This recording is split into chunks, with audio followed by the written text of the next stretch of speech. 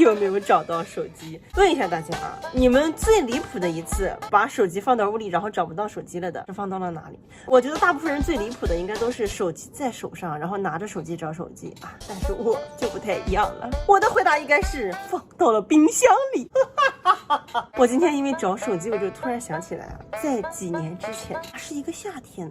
我回家的时候实在是太热了，我就打开了冰箱，想喝一口放到冰箱里的饮料。我那会儿又实在是太热了啊，我就懒得再跨出去那么2步，把我的手机放到桌子上，所以我就把我的手机放到了冰箱的夹层里，然后拿出了饮料，打开喝一口，关上了冰箱啊，然后我就走了。然后洗澡上厕所啊，收拾一趴子在床上准备躺下来之后，突然发现手机没了。然后呢，我就开始找手机。但是找手机这个操作啊，我一般都是非常熟悉的，因为我经常随便乱放手机，也毫不担心，就开始在屋里找嘛。但是这次就不太一样了，我在屋里面上上下下的翻了20分钟，我竟然没有找到手机，我就开始慌了，然后我就开始坐在床上盘，我回家的时候都去了哪里？哎，我突然想到，进门的时候打开冰箱喝了口水，我想不会吧，不会吧。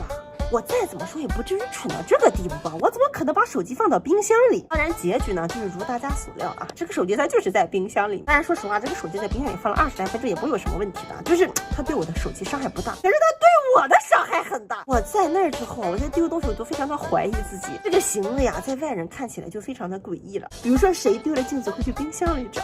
我会。谁丢了家里的钥匙会去冰箱里找？我会。